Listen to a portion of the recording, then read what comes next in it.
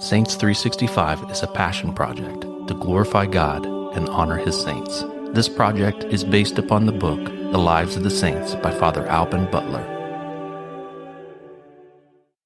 April 2nd, St. Francis of Paula.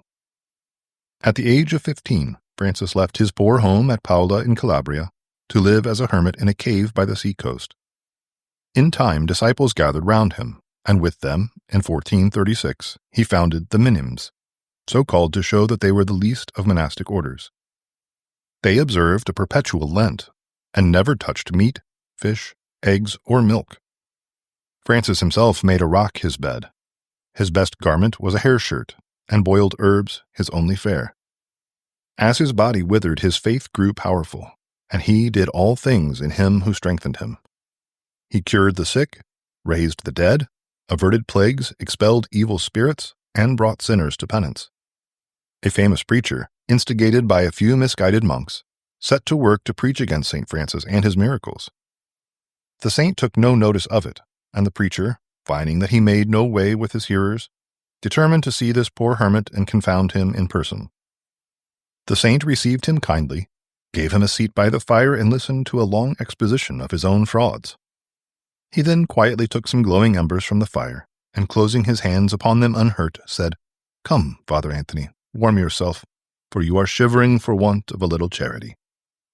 Father Anthony, falling at the saint's feet, asked for pardon, and then, having received his embrace, quitted him to become his panegyrist and attain himself to great perfection.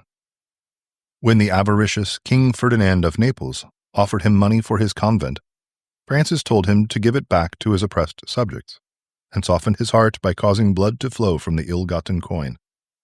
Louis XI of France, trembling at the approach of death, sent for the poor hermit to ward off the foe whose advance neither his fortresses nor his guards could check. Francis went by the Pope's command and prepared the king for a holy death.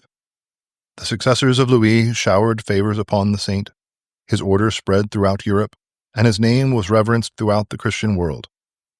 He died at the age of 91 on Good Friday, 1507, with the crucifix in his hand and the last words of Jesus on his lips. "Into thy hands, O Lord, I commend my spirit." Reflection. Rely in all difficulties upon God. That which enabled St. Francis to work miracles will in proportion do wonders for yourself, by giving you strength and consolation. St. Francis of Paula, pray for us. Saints 365 is narrated by Rob Roller, edited by Josh Bach, and produced by Our Local Parish Productions. Funding for this project is made possible by Catholic businesses.